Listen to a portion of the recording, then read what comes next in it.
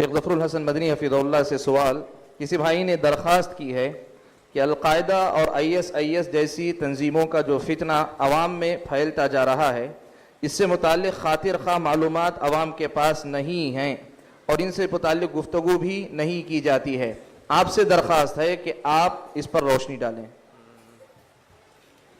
الحمدللہ وکفا وسلام علی عبادہ الذین اصطفیٰ، اما بعد، اس کا سب سے بڑا علاج ہے جن نوجوانوں کو اس میں اشکال ہے یا معلومات چاہیے، استاد محترم سے رجوع کریں، یہیں رہتے ہیں، شیخ عبدالحسیب ہیں، ان حضرات سے رجوع کریں۔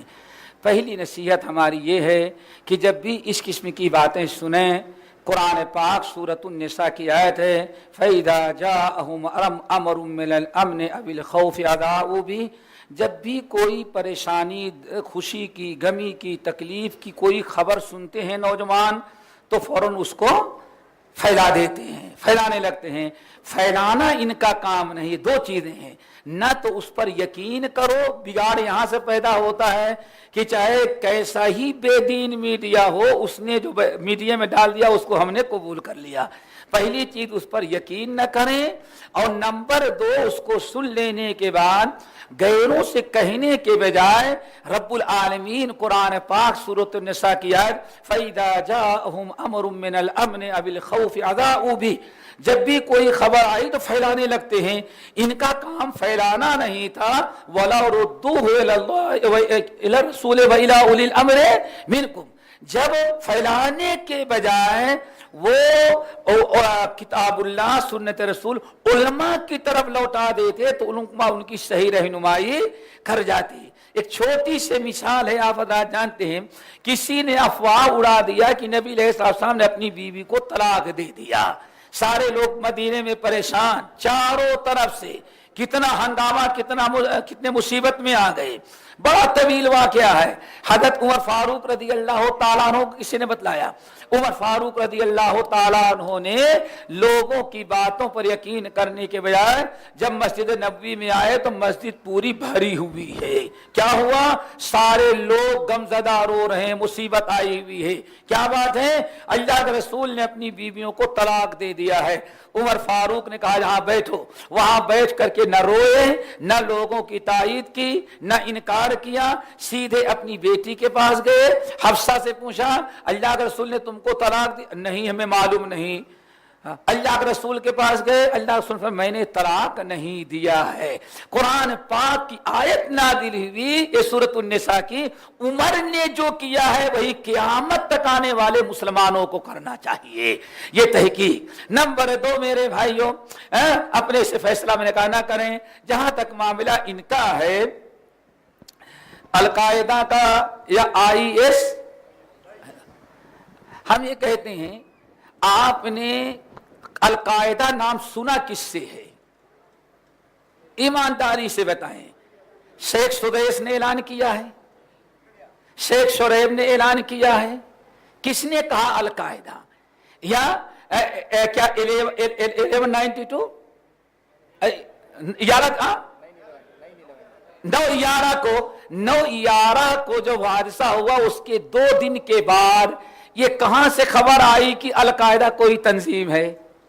ذرا سوچو اس سے، اس کو ذرا سا کھولو، تھوڑا سا کشادہ کرو۔ سوال ہے خبر کہاں سے آئی ہے، یہ بتاؤ میرے دوستو۔ امام حرم نے اعلان کیا، کسی مسلم حکومت نے اعلان کیا، کسی عالم نے، کہاں سے خبر آئی ہے؟ سوچو ذرا سا، یہ خبر کہاں سے آئی ہے؟ نمبر 2، یہی معاملہ ISI کا ہے۔ ISI ابو بکر بغدادی خلیفۃ المسلمین ہوں، آپ جانتے ہیں خلیفہ اپنے سے کبھی نہیں بنتا۔ سوچو، کہیں سے آواز آ رہی ہے؟ بنایا جاتا ہے۔ اس کائنات میں انبیاء کے بعد سب سے اونچا مقام ابو بکر صدیق کا ہے۔ وہ اللہ کے رسول نے اپنی جگہ پر امامت کروائی تھی، اللہ کے رسول نے بڑی اشارات کیے تھے، لیکن اللہ اکبر، نبی علیہ السلام کے انتقال کے بعد وہ مرد مومن بھی اپنی خلافت کا اعلان نہیں کیا، اب عمر فاروق نے اعلان کیا ہے۔ آئی بات سمجھ میں؟ خلافت، خلیفہ، اس کی خلافت کا اعلان کس نے کیا ہے؟ بغداد کی حکومت نے کیا ہے، سعودیہ نے اعلان کیا ہے، ہندوستان کس عالم نے کس نے اعلان کیا ہے؟ پتہ چلا اس جمعے کا جو خطبہ دیا ہے جمعے کے دن، اوپر سے نیچے تک کالے شیعوں کا لباس پہنے ہوئے۔ اللہ رسول فرماتے احب الثیاب الی اللہ الثیاب الابیض، سب سے بہترین پیارا قدر اللہ کو سفید کپڑا ہے، اور ایڑی سے لے کر کے چوٹی تک وہ کس لباس میں تھا؟ کالے میں، اور منبر پر کھڑے ہو کر کہ میں خلیفہ ہوں۔ میرے بھائی کل تو ہم بھی کہہ سکتے ہیں وہ خلیفہ نہیں، میں خلیفہ ہوں۔ خلیفہ کس نے بنایا؟ سوچو پہلے سے۔ اور آج شیخ علامہ عبد المحسن عباد حفظہ اللہ کا ان مقالہ موجود ہے، شیخ سہیمی نے صالح سہیمی نے اپنا چشمدید وہاں کیا بتایا ہے۔ ان لوگوں کے اقوال کو نیٹ سے دوستوں سے منگا کے پڑھیں، تب پتا چلے گا کہ ایک انسان ساری زندگی یہودیوں کا کمان ڈوز رہا ہو، اچانک وہ لباس پہنے اور اچانک اتنی بڑی فوج لے کر کے آئے، اعلان کر دے، اس کہاں سے اس کو قوت آئی، کہاں سے اسلحہ ملا، کون اس کو دے رہا ہے، کہاں سے وہ آ رہا ہے، ذرا سوچو۔ تو اس لیے دوستو ان افواہوں پر جانے کے بجائے، اس سے متاثر ہونے کے بجائے، ہم یہ کہتے ہیں ہمارا اہل حدیث نوجوان اگر کوئی یہاں ہاتھ باندھے ہے اور کہہ دے حدیث ہے، کہتے حدیث دکھاؤ، اور ISI کے خلافت کو بغیر تحقیق کے کیسے قبول کر لیتے ہو یارو؟ اگر کسی حنفی نے کہا رفع الیدین اللہ کے رسول نے نہیں اٹھایا تو کہتے ہو حدیث صحیح نہیں ہے۔ بتاؤ حدیث میں کلام ہو تو تب تو ٹھکرا دو، اور اسرائیل کا میڈیا ہو اس کو تم سچا سمجھ لیتے ہو۔ سو عقل لگاؤ، اسلامی وصول و ضابطے کو سامنے رکھو۔ یا ایھا الذین آمنوا ان جاءکم فاسق بنبأ فتبینوا، اے ایمان والو جب بھی کوئی فاسق اور فاجر کوئی خبر لے کر کے آئے اس کی تحقیق کر لو۔ اگر تحقیق نہیں کرو گے ان تصیبوا قوما بجہالۃ، تو تم بڑی مصیبت میں لا علمی کی بنا پر پڑ جاؤ گے۔ آپ حضرات جانتے ہیں نبی علیہ السلام نے جس کو بھیجا تھا وہ صحابی تھے، منافق نہیں تھے، صحابی تھے، لیکن ان کو ذرا غلط فہمی ہو گئی کہ ہم زکوٰۃ کے لیے جا رہے ہیں، لوگ ہم کو پکڑنے کے لیے دوڑ رہے ہیں۔ چلے آئے نبی علیہ السلام بیان کر دیا، آن فرمائے زکوٰۃ نہیں لائے، اللہ رسول تو ہم کو قتل کرنا چاہتے تھے۔ میرے بھائیو ذرا سوچو، یہ نبی علیہ السلام زندہ ہیں، وحی کا نزول ہو رہا ہے، ابو بکر و عمر موجود ہیں۔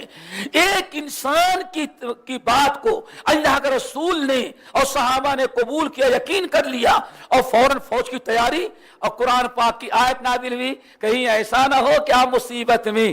ذرا سوچو، فاسق کی گواہی قابل قبول نہیں، یہ میڈیا کون تہجد گزاروں کا ہے؟ ہاں بتاؤ، یہ جو تمہارے میڈیا ہیں وہ سب شیطانوں کے ہیں؟ کوئی مسلم میڈیا تو بتاؤ۔ سب سے زیادہ پروپگنڈا کرنے والا الجزیرہ ہے۔ جانتے ہو کہ یہودیوں کا سب سے بڑا چینل جو کیا ہے؟ الجزیرہ ہے۔ لیکن مشکل کیا ہے، ہمارے ہاں جو عربی کے وہ سب مسلمان ہوتا ہے۔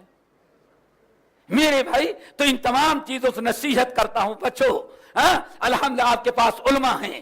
جہاں آپ نے ابو حنیفہ رحمۃ اللہ علیہ کو حدیث و قرآن کے لیے چھوڑا، امام احمد بن حنبل کو چھوڑا، امام مالک کو چھوڑا، اور امام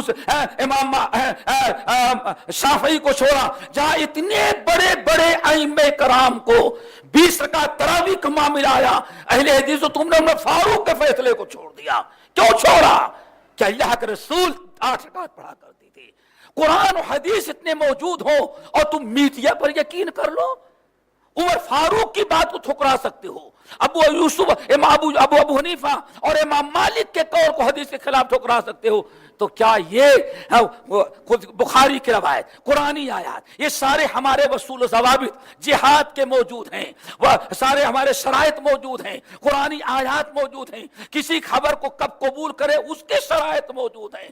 آخر ہر جگہ ہم کتاب و سنت کے خاطر اتنے بڑے بڑے لوگوں کو چھوڑ دیتے ہو، تو میرے بھائی واٹس اپ پر آ گیا تو اس کو ہم چھوڑنے کے لیے تیار نہیں۔ کیوں؟ ہمارے واٹس اپ پر آ گیا، وہ بھی انگلش میں آ جائے تو اور قدر بڑھ جاتی ہے۔ میرے بھائیوں اپنی حفاظت کرو، ورنہ ہم تو ڈوبے ہیں، شرم تجھے بھی لے डूबेंगे। एक नई नई तहरीकें, अब याद रखो ये उलमा जो मौजूद कुरान और हदीस, इसकी जड़ें बड़ी मजबूत हैं। इससे बेहतर वसूल किसी के पास नहीं है, न इबादत में, न मामलात में, न हुकूक में और न तो सियासत में। इससे बड़े वसूल अल्लाह की कसम कायनात में किसी के पास नहीं है जितने मजबूत वसूल हमारे पास मौजूद हैं। लेकिन नौजवानों, जरूरत है उलमा से जुड़ने की। हदीस के अंदर आया अल उलमाओ, अबू सद अहमद बिन हंबल की रवायत, घर से लोगों ने कलाम किया है लेकिन मुहद्दिसीन कहते हैं कुरानी आयात उसकी शाहिद हैं। अल्लाह के रसूल ने फरमाया अल उलमाओ, हमारे उम्मत को मसलुल उलमा कन्नुजूम फिस समा, कन्नुजूम फिस समा। उलमा की मिसाल, मेरी उम्मत के उलमा जो हैं यहूदियों के उलमा नहीं हैं, ईसाइयों के उलमा नहीं हैं, ये उलमा मोहम्मद सल्लल्लाहु अलैहि वसल्लम के उम्मत के हैं।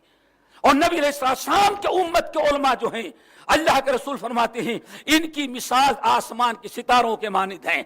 और सितारे तीन काम के लिए, कितने काम के लिए? तीन।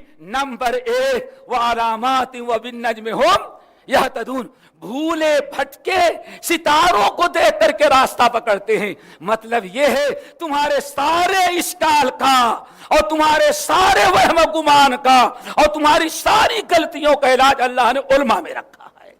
उलमा की तरफ रुजू करो। दूसरा फायदा क्या है? ज़य्यना समा दुनिया बिज़ीनतिल कवाकिब।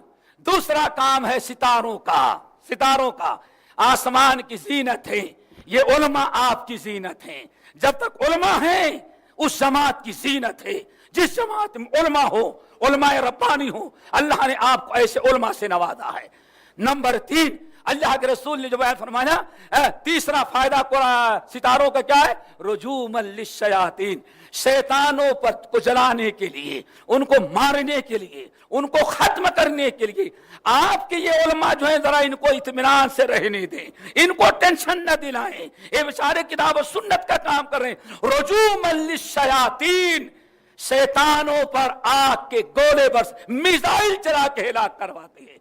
हर फितना जो पैदा होता है आपके यहाँ, शिर्क का, बिदआत का, इल्हाद का, बेदीनी का, बदअखलाकी का, ये सारे शयातीन जो ये सारे बिदअतें खुराफात पहुंचाते हैं, इन पर मिसाइल कुरान हदीस का कौन चलाता है? कोई मिस्टर नहीं चलाता, मौलाना चलाते हैं। उलमा की कदर करो। अल्लाह ताला हम सब सही समझ अता फरमाए। जज़ाकल्लाह खैर।